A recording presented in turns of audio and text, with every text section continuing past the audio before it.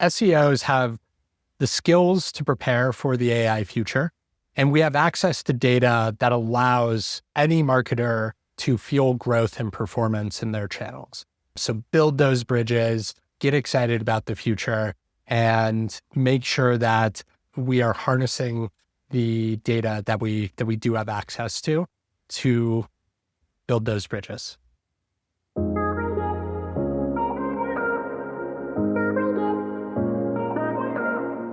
I'm Travis Tallent, and this is SEO in 2026. Travis, what's your number one SEO tip for 2026? My number one tip for 2026 is that audience-first marketing has and will always win, no matter how technology advances.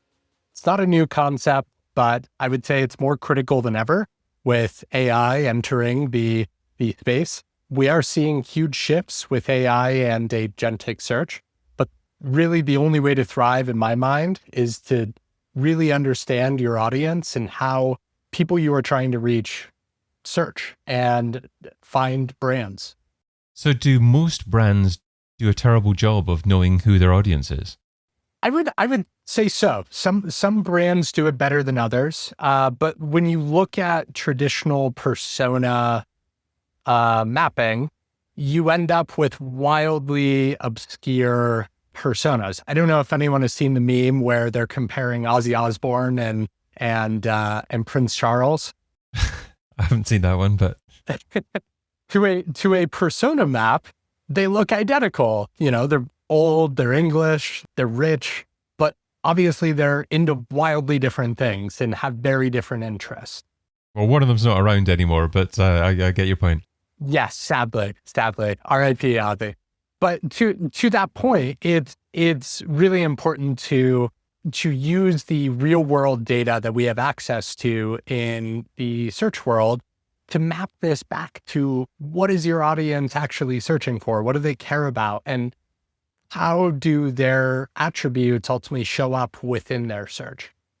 So how do you map search data to your audience, or I guess your audience to search data? I'm not sure which way around you do it. And also, how do you determine the sweet spot of establishing the correct audience size, not too big, not too small? Yeah, great question. So what you mentioned at the very end there, I think is how a lot of brands approach it with like focus groups and that kind of stuff. And you'll take a focus group of 10 to 20 people and then extrapolate data. That is not what I recommend, because I think, again, you will end up with the wrong outputs. So what I would do is really understanding what is that entire customer search journey. So for example, say you are a shoe company, and if someone is a nurse and they're on their feet all day, they are going to have a very specific need of, I need shoes that last a very long time. So then you start mapping that to, okay, what would someone search in that type of search query? You conduct all of the keyword research, then you map it back to that customer search journey funnel. And then from there, you don't just look at Google. You need to look at, well, that nurse was probably influenced by a TikTok influencer or an Instagram influencer or Amazon. And you can pull data, search volume data and search data from all these platforms and really start to understand how is that audience member searching and ultimately influence in that search journey. Okay, brilliant. Okay. And then I guess you tie it back to likely buyer intent, and then imagine how that persona, how that individual would be interacting with your content at each stage down the journey? Yeah, exactly. So at Brain Labs, we call this digital signals analyzer. The second stage of that, David, really is the strategy that comes from that data. So to your point, buying intent is really important, but that's not always the goal. We know that purchase decisions, brand decisions can be made even without purchase intent. If someone's not immediately in the market, et cetera. So once you have all of that data, mapping it to what type of content, what type of call to action ultimately makes sense for where that person is in that journey, that is ultimately how you see the best results from what we have found.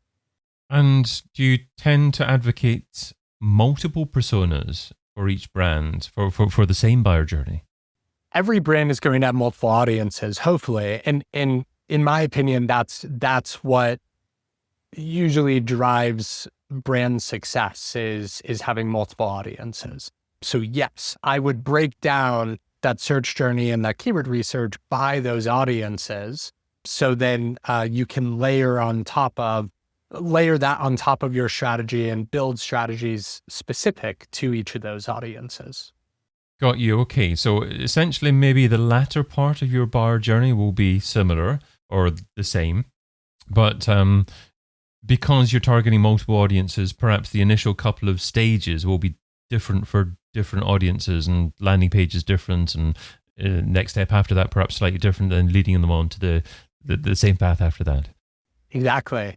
Yeah, and this is so important in the realm of AI search because we know that personalized content really matters for AI search. You know, someone on a ChatGPT or another LLM, they're typically logged in to that experience, and that AI search engine is ultimately remembering every previous search. So if it knows that that person is a nurse, they have disposable income, they like to go hiking or running, it's going to ultimately recommend a different shoe than someone who just goes to Google and types in nurse shoes. And that, to me, really shows the value of knowing your audience through and through. And then to your point, David, building very personalized content to let the AI search engines know this is exactly who our audience is and who we're trying to go after. So you say that SEO has all the data or has the best data and should guide all marketing strategy. But what happens if the SEO tries to do that and other members of the marketing department go, no, go and do your SEO ranking thing and leave us alone? Yeah, for sure. You know, obviously influencing change is always challenging, but I think one way of doing this is really showing them what data is even possible within the realm of SEO. I think a lot of other channels and practices don't totally understand the power that we have. We basically have the world's largest search data set, like how people think and what is their intent on the internet. We have access to that. That's really, really powerful. And so when you initially show them what we are capable of, what we have access to, I typically see an aha moment where that person goes, oh, that information, that data can help advise what organic social content strategy we launch, what email content we should launch, so on and so forth. So showing them capabilities is number one without a hard pitch. And then number two, of course, is all of the traditional, you know, how do you influence people and make friends? You want to understand what their goal and KPI'd on. You want to, and then align your strategy to theirs. You want to understand what their motivations are as an individual. Do they want a promotion to director of marketing or so on and so forth, right? So yeah, that's typically how I approach getting buy-in from other teams. And you also say that extending research beyond Google is how we truly understand our audience and build content that matters for AI search. So what are a couple of other data sources that typically you tend to gravitate towards to establish really, have a broader perspective of who the audience is? For sure. Yeah. So I always start with SparkToro because SparkToro is a great audience research tool, and it'll allow you to see what social channels the audience is hanging out on, what AI tools are they hanging out on, and then you can use that to then advise strategy. Once you understand that, then the sources that I typically see pop up when we do this kind of analysis, Reddit tends to be a really big one. We know Reddit's rise has been huge within Google, and it's also typically one of the most cited sources within LLMs. So how do you get data from Reddit about your audience? Yeah, they have a few different ways. They have an API. I highly recommend using that API. You can run a sentiment analysis to see how people are talking about your brand. But Reddit also ranks. So you can pull Reddit's rankings and then distill that down by brand name, non-brand keywords, etc., to really kind of understand how our audience is and what subreddits are people interacting on related to whatever term you ultimately want. Got you. And I just want to tell the listener that this show isn't sponsored by Rand Fishkin, even though about 5 or 6 people have mentioned Spark Toro. It just happens to be one of the better tools, I guess, for audience research. You also say, Travis, getting prepared for agentic search means having a radical clarity in your entire marketing funnel and audience intent across that funnel. Why is preparing for agentic search so important when it seems to be only a very small percentage of visitor volume at the moment? Yeah, absolutely. I have had the fortune of getting beta access to agentic search, like Perplexity's Comet, ChatGPT's agent, Google's agent, Copilot's agent, and it dramatically changes the searching experience. Rather than me needing to go out and do a bunch of research on shoes or cars or credit cards or banks or restaurants, I can ask the agent to conduct that research and then show me a summary of what that research is. So it's a bit of my, fortune teller, if you will. But I think once people go through that experience, you will absolutely see certain comparison searches shift over to agentic search rather than someone having, 10, 20 tabs open trying to conduct their own research in that way. So it's my way of saying I think brands can and should prepare for that now using good technical SEO, don't have a ton of JavaScript, so then crawlers can easily find and access information, having great personalized content, so those agents who will have the personalization information from previous search queries know that that is a good site to search, etc. Preparing all of that will make sure that brands are ready for that agentic search world, when today it's only about 2 or 3% of searches. Even if that increases to 5, 10, 15% of searches, that's a meaningful segment of your audience that you don't want to miss out on. How do you measure the impact and value of AI search if the content that the user interacts on isn't on your website? Difficult. One of the biggest KPIs we've been looking at is really shifting away from clicks and traffic and thinking about it in that way. Anytime an LLM presents trained data, there's usually not a source to click. We're seeing direct traffic increase on sites. We're also seeing branded searches increase on site, assuming you have good AI visibility.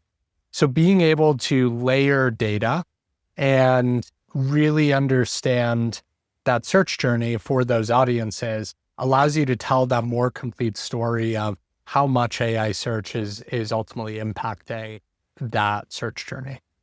Has this change in focus and change in understanding of the value of audiences changed the way that content marketing is done, changed the type of content that's produced, and I guess changed the cadence of content publishing as well?